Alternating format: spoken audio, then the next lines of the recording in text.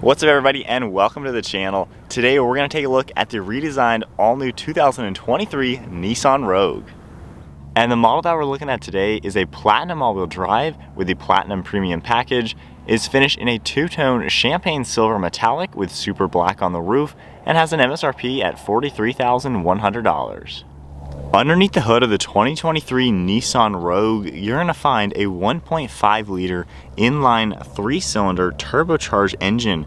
It pumps out 201 horsepower with 225 pound-feet of torque, and it's paired to the Xtronic CVT transmission.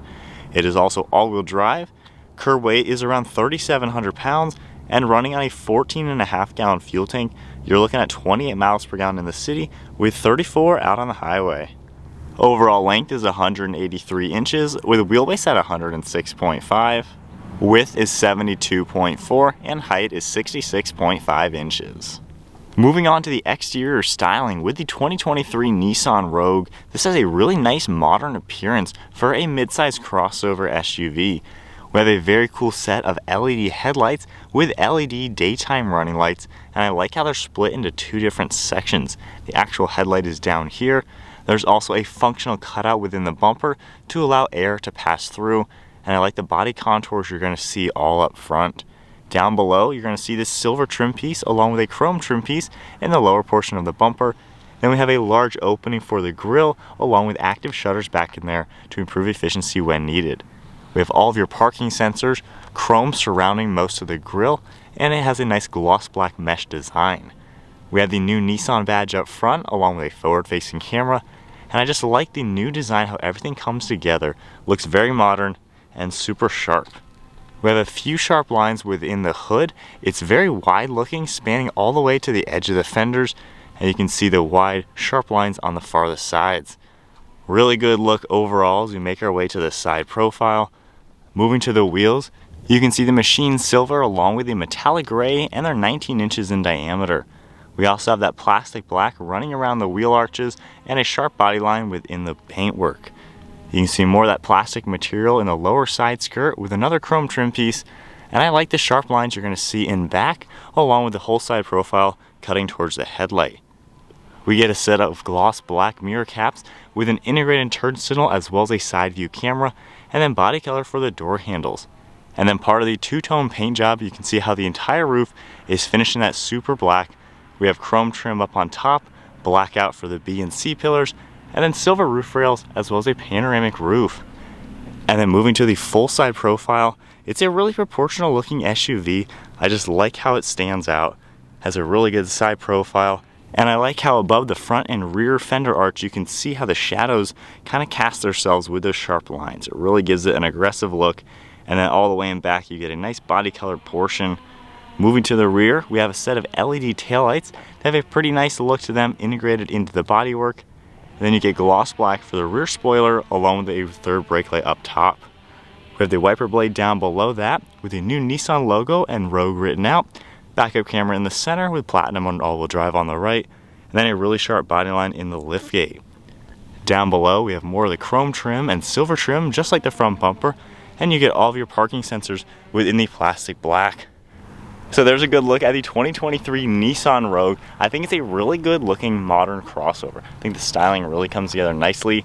So we now have Nissan's key fob, you get the new logo on it and all of your buttons. I will say the buttons are a little hard to read just being all black. I wouldn't mind just a little bit of contrast. We do get remote start. However, this does feature the smart key. So just keeping it in my pocket, all I have to do is grab the door handle and then press the button. It'll unlock and we can check out this really nice interior. This particular spec features the tan quilted semi-aniline leather interior along with some black accents. Taking a look at the door panel now, you can see the tan leather material all throughout the door panel, some good padding. You have your grab handle, all the window controls, mirror and lock and unlock, and then a nice silver release handle with memory seating.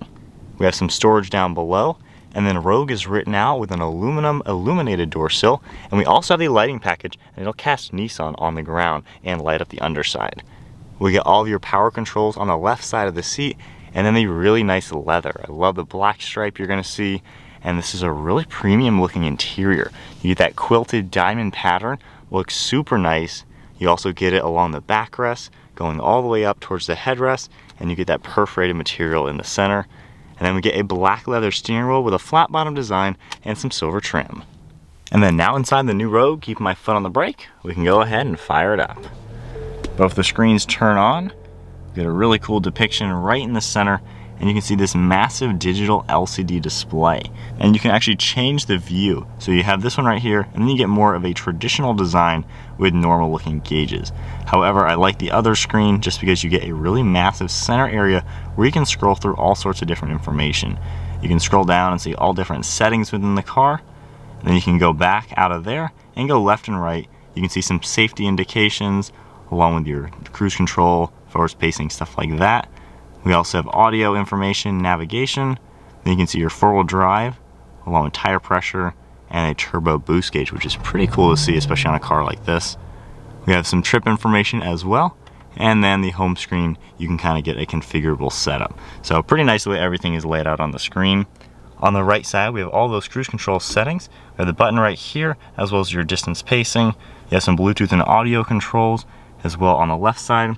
There are steering wheel mounted paddle shifters for this CVT. It's actually a surprisingly nice transmission. We have windshield wipers on the right, then your turn signal and headlights on the left. To the left of the steering wheel, we have your steering intervention, heads-up display information, and power liftgate. We get some silver trim, that leather material, and then nice black running across the entire dashboard. We have more of the tan leather material, along with some nice fine wood grain trim. Has a really cool look to it with some silver accents underneath it. And then right in the center, we get the infotainment screen. This is pretty typical for all the modern Nissans now. You can scroll left and right and kind of get an adjustable view. You can change a few things in it. And then you have all your shortcuts down below that. We have a settings icon as well, where you can control all sorts of different information. And then we have your connections up on top. We get the Android Auto, Apple CarPlay. We have shortcuts down below for menu, map, and camera system. Going under the camera, you can see our top-down view over on the right side with a front camera over on this left side. If I take the car and put it into reverse now, you can see that turn into the backup camera, and we get all your parking sensors popping up right in the center. Then if I just tap the P button and go back into park, it goes back to where we were on the cameras. Then we can just tap our menu button to get out of that. Below the screen, we have two of your air vents and hazards, and then all the climate control settings. You can just tap the fan speed to turn it on. We do have 3-zone temperature, so we can adjust all the temperatures. We have the rear as well that you can sync. And then we have heated seats on the left and right side with a few more of your standard controls all throughout. We have 2 USB ports down below and a 12-volt along with wireless phone charging. You get a really cool looking aluminum plastic material in the center with your 2 cup holders, drive select. You have the park and brake and auto hold, and then your drive modes are right here. You can scroll left and right, and it comes up on the dash. We have our sport mode, auto, and normal, and then we even have a snow one as well as an off-road mode. So pretty cool to see all that. We have more of this tan leather material and a ton of space down below. And then if you just grab this, both of these pieces open up individually, and we have a pretty good amount of storage space all in here. And I like how they can close separately. That way one person can have access while the other uses it as an armrest. We have a pretty standard sized glove box, as you would expect. And then one last look at the interior. I think Nissan did a fantastic job, especially with the Platinum. This genuinely feels like a premium vehicle. I love the seats and the colors, and the technology you get is really good. Up on top, we have a tan headliner with a massive sunshade for that panoramic roof. We get all the controls up top with your dome lights, a sunglass holder, and then a frameless mirror. And then moving to the rear seat space, if I grab the door handle and open it up, in back you do get a very similar door panel with the same colors, and you even get a manual sunshade, which is really nice to see. We have all the same leather back here with the quilted diamond pattern all throughout it. You get the perforated leather in the centers and then smooth leather elsewhere. This can seat 3 people, and we do have a spot you can pull down. We get 2 cup holders as well as your armrest. There is storage behind the front seats, and then you have your air vents down below, temperature control as well as heated seats, and then some plugs. And then you can take the seats and grab the handle back here. Pulling this down, it'll fold nicely and flat to give you better access to the cargo area. So then hopping into the back seat of this Nissan Rogue. So for being a more smaller size crossover, this is actually pretty comfortable. I'm 5'11", and sitting back here, I got a couple inches of headroom, pretty good armrest on the left side, and of course that one on the right of me. With the driver's seat set at my height, I have plenty of knee room, so it's actually comfortable. The bases of the seats, they do feel a little flat. I wouldn't mind the bottoms angling down a little bit, so I kind of feel like I'm just like sitting on a very flat seat, so my legs are a little odd. But overall though, pretty roomy. Just feels like the seat is a little on the low side to where there is some space underneath my legs. However though, for being a smaller size SUV, probably gonna be putting kids in the back, seems like a pretty practical area with some really nice amenities.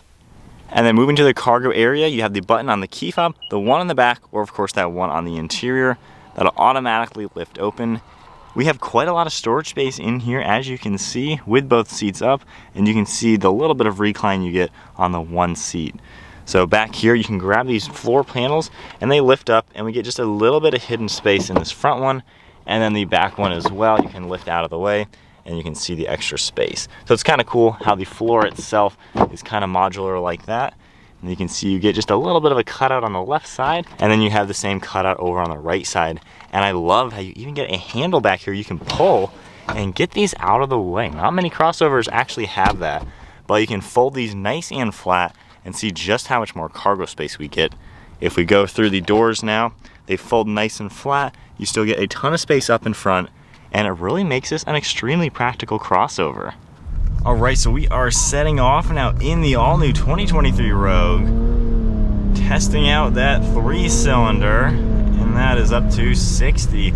Honestly, I am so surprised that a 3-cylinder turbo in a family crossover with a CVT is actually a nice car to drive. I gotta say, while I'm not a CVT fan at all, Nissan really did something amazing with this transmission. It drives like a normal one. You kind of feel gear changes, you hear gear changes. It genuinely feels like a normal transmission shifting through gears. So it doesn't feel like a CVT at all. And the power, you really do get a nice amount of power. Obviously, it's not crazy fast or anything, but for what it is, you know, from 55, giving it some gas, and that's up to 65, just like that.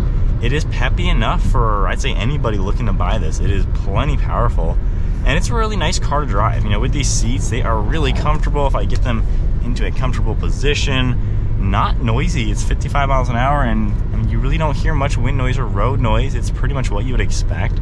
Suspension is really comfortable and soft. Taking these sweeper turns, it feels just like a solid car. And again, the Rogue used to be just kind of a crappy SUV, not gonna lie, but now this new generation is just a really nice option, especially in this interior. This genuinely feels like, you know, a $70,000 crossover. It feels really nice in here, just really solid feeling. The build quality is definitely a massive step up from old generations. Some normal things like visibility, you have a huge windshield. I mean, I can just see everything in front. You can see a little bit of the hood, which is a cool way to kind of place the car so you know where the ends are. Mirrors all do a great job, and I like how you can see those fenders in that rear view mirror. Pretty good visibility over the left and right. So really just a nice normal car to drive. Obviously you got all the amenities, but it genuinely just feels like something above and beyond. Nissan is really stepping it up, and especially when you go for the Platinum and the Rogue, you're getting something that just feels like a really nice car to be in. If we go into sport mode and put us into manual, not bad. I wouldn't say the drive modes really do too much. I mean, there's only so much you can do with 200 horsepower. However, the sport mode makes it shift a little bit more aggressive. You know, it definitely makes it feel a little bit better and lighter on its toes. And you even get that gear indicator, which is really cool. Again, being a CVT, there's no gears. But let's go into eco mode. The tech and everything works as you would expect. It's just a nice, comfortable, normal car, and all the tech works pretty good. I think the steering assist could still use a little bit of tweaks. Sometimes it kind of goes left and right a lot, and if you're on a straight road, you know, it won't know you're holding the steering wheel, and then it'll tell you to grab the steering wheel. So a few little tweaks on that I think could be upgraded. All right, so switching over to my perspective, honest thoughts about driving in the Rogue, I really don't have any crazy complaints. You know, if you're looking for a normal crossover SUV, this obviously is one of the many choices. There's a million cars in this segment, but this is my first time being in the new Rogue, especially after having the Pathfinder a few times. The Pathfinder is a really nice third row vehicle. Obviously, Platinum's over $50,000. If you don't need the third row, the Rogue is the next step down. And getting the Platinum, you still get all the nice amenities you would expect from this trim level. and I genuinely am impressed with how comfortable and nice it is. If I set cruise at 50 miles an hour and just drive like normal, I mean, it's comfortable. I'm not yelling to talk. It doesn't feel like a cheap SUV. It feels really solid.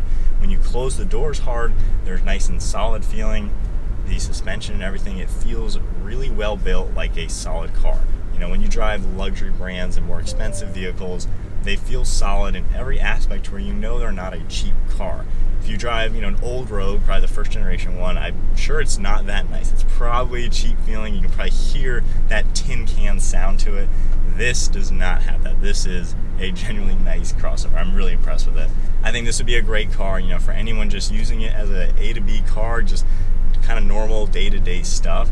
And it's big enough to where it doesn't feel like a small, tiny, compact crossover. I have plenty of room in here at 5'11". I mean, plenty of headroom, arm room, leg room, everything. I can move this seat all which ways. Steering wheel, same thing. So you can drive this and just feel comfortable in it, and you don't have to be in some massive vehicle. So it's really easy to pinpoint it, navigate it, park it, and stuff like that. And it just feels so solid. I'm just not expecting that. I'm glad I finally got to drive this, because I got to see this car when we were up at the Dragon filming some other cars, and it was really nice to see. But even just slow speed maneuvering, turning circles pretty good. Of course, all of those cameras. But yeah, I don't really have any complaints. I don't know what else to say. It just feels like a really nice car. Now, as far as the price point goes, 43 grand, this is fully loaded, every single option you can get on it. That does feel a little steep. I feel like maybe 40 grand would be the max I'd want to pay, so I'd probably just not spec it with a few of the options. As much as the lighting exterior is really cool, having, say, Nissan on the ground and stuff like that, probably would ditch that and a few other little odds and ends. But I think overall, if you at least just get the Platinum with all-wheel drive, I think that's a solid choice. That'll be about 40 grand, and I think you really can't go wrong at that price point. Just that extra few grand, don't know if I would go for. But for 40 grand overall on a Platinum, I mean, this seems way above and beyond what I was expecting it to feel like. And if you drive the competition, maybe a Toyota RAV4, a Hyundai Tucson, or something like that, this definitely is some good competition. I think other manufacturers probably are going to start looking at this now and see that Nissan's raising the bar. They're really giving you something that you can drive and feel like you're in something really, really nice. If you guys enjoyed today's video, be sure to give it a thumbs up, hit that subscribe button, stay tuned for plenty more content, and comment below, what do you guys think of the 2023 Rogue? I think Nissan killed it. I sound like a broken record. Have you guys checked one of these out yet? Comment below, what do you guys think of these? Is this going to be your next crossover? Anyways, that is it. I'll see you all in the next video.